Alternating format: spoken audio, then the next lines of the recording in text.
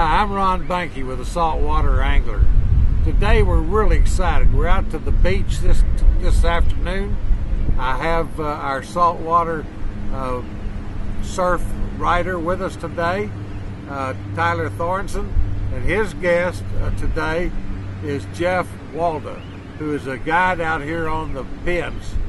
We're really excited to have him with us today. It's the first video we've ever done on the beach, so I hope you enjoy it. You want to give us some information about your beach fishing? Sure. Right now we're late August and coming into September, and Jeff will also tell you that coming right now is going to be the best surf fishing you're going to have all year long. It's sort of a crescendo that happens at, we have all the sargassum season. You get, winter is cold and slow. You catch whiting, black drum, that's pretty much it, some redfish. And then you have a season where usually you'll get jack crevalle coming in, and then the sargassum comes, and then it usually is over with by June. Well, this year it was a lot longer than that, and Jeff makes his living down there, can tell you that it was tough. But it was tough to get any fishing in, and now it's been great the last 3 weeks. We've had excellent weather, although today it's a little bit windier, but it's, we get the doldrums, we call it, of the summertime, dog days of summer, and it's really turned on. Jeff can tell you more about what he's been seeing down south. Yeah, the last 3 weeks have been real good. We've caught a lot of trout, a lot of big trout. We've caught several 28, 7, 8 pound trouts. Wow, nice. Also caught some reds, small jacks. The big factors, we've had calm weather, and like you said, the summertime we have the dog days of summer where the wind lays down, the seas go to 1 foot, and it's hot. You got to get out there and bear it. But you run your top waters across that first gut in the morning, and those big trout will come up and eat them quick. Wow. We even had a couple of king mackerel get caught from the beach. I thought, well, you usually get a few of them, but the last 2 were caught by guys using whiting trying to catch like black tips. And one of the guys caught a 46-inch king mackerel just south of the pier here at Bob Hall. So you always see exotic stuff, and like I said, we're going to have a big crescendo of when we have the finger mullet run that comes in September and October and lasts usually till about, I don't know, sometimes into November, depending on how many cold fronts we get. But another thing that happens that gives us a false sense of those things that come on is if we have any kind of tropical system. Now, I don't want to wish any tropical system on us, but tropical systems will come in here and they'll flood the laguna.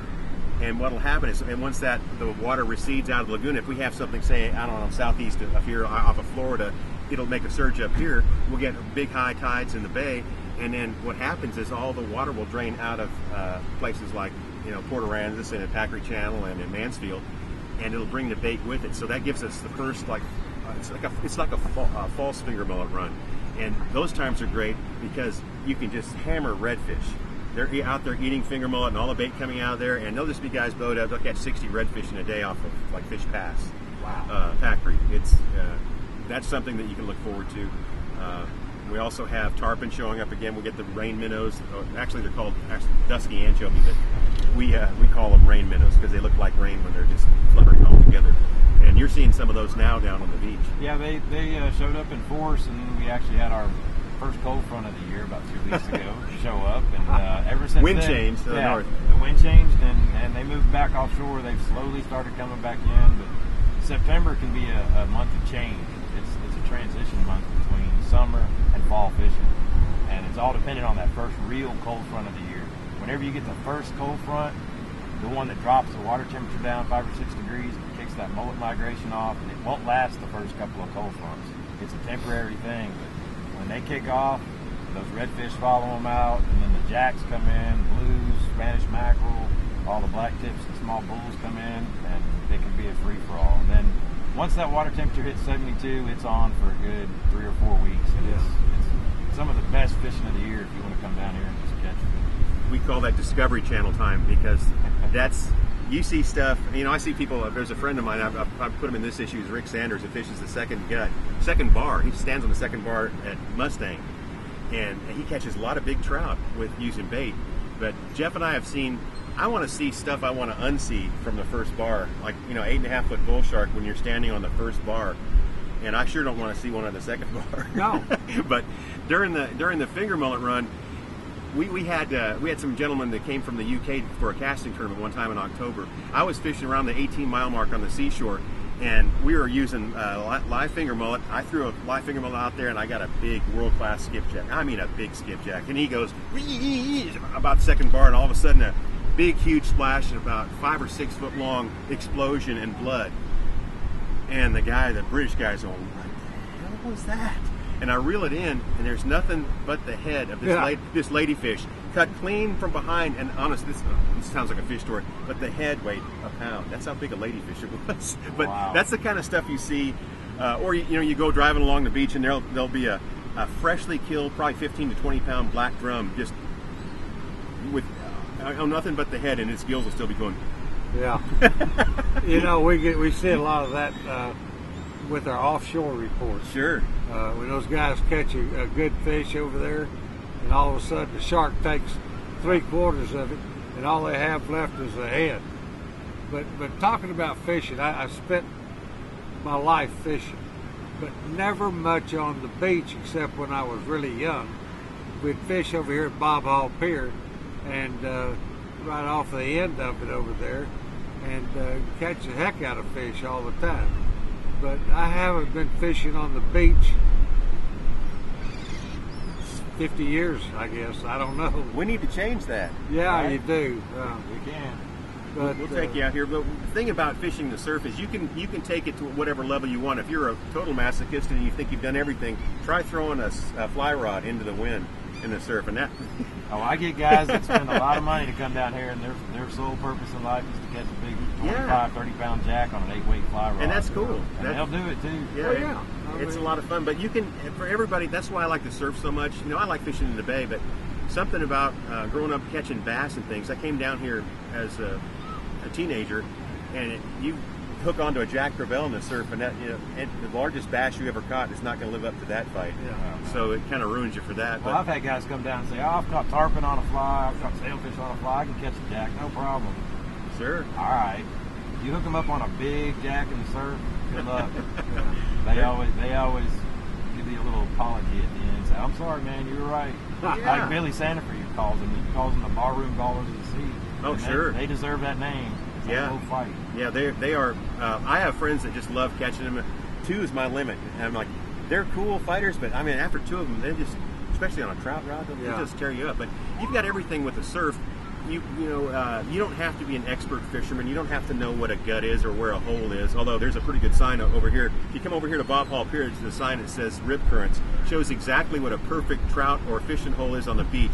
You see the water pulling out like that. There's a big deep spot in the center, and you fish either side of where it makes an eddy before it calms down, because that's where trout and redfish are going to hang out, because they're lazy too. They want to sit there.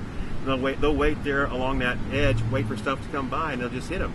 But that's what we're looking for. But you don't have to know all that stuff. You can just be a kid and come out here and take fish bites and shrimp and catch whiting, or get a creature catcher machine from one of the bait stands over here, and have your kids pump out ghost shrimp for you and catch whiting, black drum. I've even caught, my son caught an 8-pound black drum on a piece of ghost shrimp that big. Now, let me ask you a question. Ghost shrimp have a limit, don't they? Yes, sir. They have a limit of 20 per person, and you can't use them for bait on the national seashore. They're really? They're you can't use any kind of creature catching device or pump machine. Dadgum, I didn't know that. Well, they're trying to protect the migrating birds that come along there, because a lot of those birds do eat those things. Low tide to go out there. A lot of those birds that you'll see down on the national seashore, you don't see here, because that ghost shrimp population here. Yeah, they pound them pretty hard. And things. Yeah, the jetties. Down on pins, you'll see curlew all day long. Yeah, but speaking of the basin, Bird Island Basin. Yeah, they're having construction, I understand.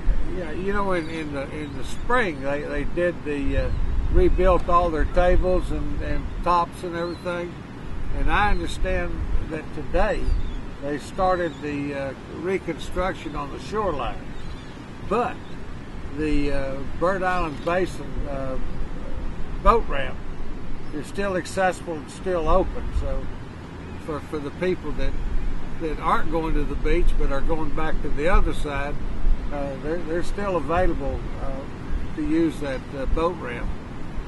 But that's a good option for you too, because it's like today, it's probably too windy to trout fish. But say if you're going on the national seashore, someplace like that, and you go, hey, we've got a plan B. We can always go wade over there to the north of the boat ramp over Right. there and catch a lot of trout. We fished over there quite a bit. Yeah. So it's a nice fallback position if you're not set on strictly fishing the surf. You can always try Bird Island Basin. Well, guys, if there's anything else you need to tell our readers about fishing in the surf, I guess the main thing you want to tell them is just go fishing. Go fishing. You get some shrimp and fish bites. You can get the hard head leaders and whatnot. And what you do is the easiest thing to do is you be observant. You watch where like blue heron are congregated. Or here's what I see in the summertime. If you want to find out where a hole is, look at where all the people have parked their chairs who are sitting to go out and cool off, like later in the day. Right. And it's usually the deeper spots. And you want to fish the deeper spots, like the wade gut, which is the first part of water you see, or the first gut, which is is the next body of water right past the first bar. Right. Those areas you can catch just about any fish out there. Whiting and black drum, redfish. It's all in place, so it's not hard to do. You just got to come do it. And just like fishing the bay, you want to look for birds working. But for the novice that's going down pins, first timer wants to go fish, the easiest thing to do is look for bait. Yeah. Sure. You do not have to wade out to the third bar to make a cast. No. I've Be over my head. I won't. Yeah, no. 95% of the fishing I do, I feed her on the sand. Yeah. People don't understand that on charters. It amazes me. That good. But if you can find bait, birds, it's just like fishing the bay. You have to be quiet too. If we're road hunting, and yeah. I'd always make our friend Billy Sandefur real mad because we'd be going down there, and see, you're down in say if you're down in the 50-mile mark, there's not a whole lot of traffic down there. Right. You slam a door of a Suburban, and there's a 7-pound trout in the wade gut right there. He heard that. She heard that slamming the door. She will leave real quick. So, but it's you can make it as hard as you want it to be, or as exciting, study it as hard as you want. You're going to catch fish out there. It's fun. It's easy. Well, guys, I appreciate y'all coming this evening. Like I say, this is the first time we've ever done anything on the surf, and I'm just sorry we don't have any really good-looking girls in bikinis walking around here, but maybe next time. Well, next time you bring the good-looking girls, and we'll take you fishing too. How about Yeah, that? That's a I don't We'll do think that. Miss Julie'd like that. Well, we'll take Miss Julie too. Okay. Well, we enjoyed having you guys today, and anyway, hopefully everything they told you today will work out for you. And so, come on out to the seashore and do some fishing.